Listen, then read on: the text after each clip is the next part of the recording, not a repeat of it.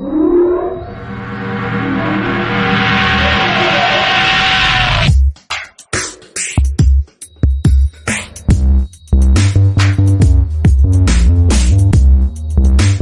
back to the channel, guys. Today we got a new interesting video for you. So I know in some of the videos you see this Camaro sitting behind me. I've had this car for over a year now, and it's just been sitting in the corner collecting dust. It's got a 04 Trailblazer block. It's an aluminum block with 799 heads, which no, this one ain't 799 heads. The 243s, 799, 243s, pretty much equivalent. So it's got a Brian Tooley cam package in it for a stage 1 turbo cam in it. Dual valve springs, titanium retainers. It's got some nice stuff on it. It was carbureted with a 4L80. I still have the 4L80 transmission for it, and that whole setup with the yank converter and all that with the diff and still the C5 rear end. But that's still on getting built here. It's been like the last 4 or 5 months I've been having that at a transmission shop getting built. They keep having the same issue I did when I was putting it back together. So hopefully they'll figure that out soon and we'll get that up. But I really want to get this car up and going, so I drove down to North Carolina and picked me up a stock Ford L60 that comes in the C5 Corvettes. I got the whole subframe and everything for $700. It was worth the 6-hour drive to go get it. But let me go ahead and show you a little bit more about this Camaro and show you around it. So I'm gonna flip the camera here and so here's the way the subframe works in the Corvettes. I don't know how much anybody knows about these, especially on this setup. So it's independent suspension. It's got a leaf spring right under there, which this car has coilovers, so I'm gonna take that out and put my coilovers on it. So you got 4 bolts that hold your whole subframe up. Get your transmission that goes straight to the differential. Most of the time it will show you on the differential tag what gears are in the rear. For some reason this one don't. It came out like a 97 Corvette. So it's the stock 4L60 with the torque tube, stock converter, which I gotta take the torque tube off of it, and I'm gonna use mine because it's probably the exact length. I'm pretty sure they had to shorten it or lengthen it in this car by the wheelbase. But I mean, see, it's stock transmission. Everything looked clean on it. I don't know if the guy washed it before I got it or anything, but it's very clean. I mean, at least now I got spare axles and everything for that. So I did pull the fuel cell out of it and the rear things. I was just looking at this car to see if I could cut all that stuff out and put a 4 9-inch in it. Well, it would be so much fabricating. I chose not to and keep up with this Corvette stuff because the weight percentage is really good on it. So we're gonna go with that. But this car is like one of a kind. I haven't seen anything like it. Probably will never see anything like it. But it's set up as a C5 Corvette in the rear. It's done really nice. It was done out of a company in Florida. I think Longwood Race Cars or something like that. I know the tag stamped up front, but all the research I've done, I haven't been able to find it. But it's got fire suppression on it. I do got to get the bottle recharged because it's out. But here's the fuel system, Pontiac rims. And it's got full exhaust on the car. I did have to remove the exhaust to get the old transmission out. As you can see, it's all C5 Corvette based in the rear. So the only bad part about that is being that the rotors, I can't put 15 inches rims on it until I buy the new rim kit and all that. And I think that's like around $2 grand for all of that. And I'm not ready to get into it. I want to see what the car will do first. But I did pull the one Kirky that it had out. I'm gonna put 2 seats in it. I mean, it's still got factory interior. It is a true SS car, T-top. I mean, it's set up like a C5 Corvette. It's got all the switch panels right there for it. Big tack, all that. I'm gonna do it on a Holley Terminator X. So everything would just go into a gauge cluster right there with their dash. But here's the old rear end by Yank. I don't know if Yank went through it or anything like that. I haven't checked into it. The water pump, I'm gonna buy a new water pump for this car anyway. I'm gonna do a LS car style. But it's definitely a unique piece, and I think it's gonna bring some good content for this channel, and it'd be good to see something different. So whoever did it, man, they did this thing nice. Like, I love the battery kill switch, fuel cell when it's in it. It's just done all right, all nice. I mean, the car is pretty straight. Somebody did paint it in the past. You can tell because it's got a little bit of run right there in the paint. I don't know how well you can see it. It's been just sitting here collecting dust, and they didn't sand the bumper too well. But on the inside, it's definitely got plenty of room. So I got an LS1 intake for it. I got the fuel injector rails and all that stuff for it. It's got power steering. I'm gonna do a nice big size radiator up front.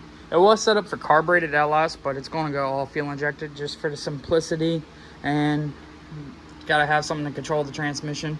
But like I said, it was all aluminum block, and they got the original Pontiac rims, and they cut them rims and shortened them and made them skinnies. I guess somebody was thinking drag car, which is pretty much what I do, so it's gonna be a drag car setup. But they get you a little familiar with what this car is and the project. So what I'll be doing is getting this torque tube undone and getting this whole subframe and transmission bolted up in the rear. And then I'm gonna order the Holley Terminator and some other odds and ends for it to get it up and running. So this would be a little series on this car of what we're gonna do. So today it'd just be putting the transmission in and getting it straight.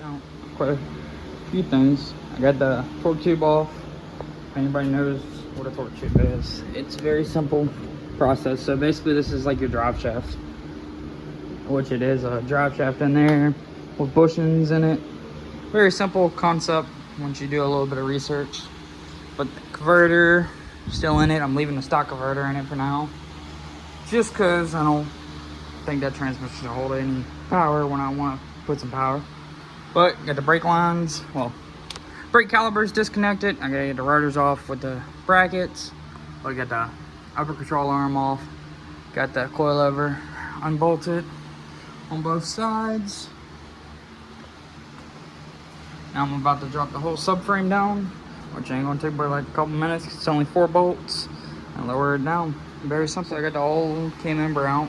I gotta switch over the rotors and all that stuff. I might do it while it's already in the car. Well, I will switch over to coilovers now. But there's the old K-member. I did some measurements of everything, made sure everything is the same. So everything is 100% exact same measurements with the K-member. So it's definitely a C5 Corvette. I was a little skeptical because this dude really didn't have much information when I first got it. So the torque tube is the same length under the car, so which that's another good thing. So if I did want to make this a manual car, I can more than likely do it in the future. So that's awesome news for me there, because man, having this thing 5-speed would be sweet. But figured that out. Gotta change over some more things and get to it. But this is what it looks like underneath. I mean, you can see it. It's a wild built machine, and I'm proud to have it. It was carbureted, you can see by the fuel pump. I'm gonna redo all the fuel line in it. It won't have no hose clamps or nothing. Gotta get all PTFE line in it. That's that PTFE line is basically ethanol safe and all that, because I will run E85 in it. Kind of love E85, cheap race gas in my opinion. But I mean, you can see it, it's getting there. Getting back to the Camaro, I swapped over everything, so everything definitely is the C5 for it. But here's the factory transmission. So when I get my 4L80 parts back, I'll show that in another video. But I got so much space in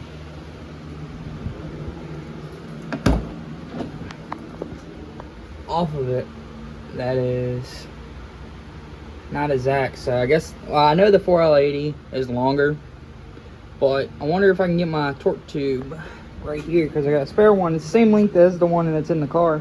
Get somebody to extend this, so that way when I get the 4L80 built, I can have the 60 in it too, so I can swap between the two. I'm hoping that could be it for it, but we'll see. All right, so I got the rear end in the car. Got the subframe bolted up. It's not completely bolted up, just because I know I got an issue. So the transmission does not line up at all. When I'm saying line up, is the space of a gap. So the torque tube I got the one factory from the C5 Corvette, and then I got the one in the car. They are the same exact length. I've measured with the tape measure. I set it, the other torque tube under it. As you can see, it's still sitting right there. I did swap over my coilovers to it, just to make sure it's definitely C5, which it is. So I wonder if they can extend this torque tube, make it a little bit longer. That could work to be able to accommodate for the 60. but I am getting my 80 back here in probably the next week or so. The guy couldn't rebuild it, something wrong with it, so I'm gonna talk to RPM and get somebody to build it and do it correctly, because it is custom, so not many people know. I'm not mad at anybody over it. Plus, they were doing it for free just to learn it. But we'll figure it out. I am really upset with the car right now, being that I thought that was the fix, but it's not. There will be more videos coming on it, but for right now, I'm just gonna end it here. Thanks for watching. I mean, it'll be more videos on it for sure, but again, thanks for watching. Please comment, like, subscribe, and I'll get back to y'all with more content on this car.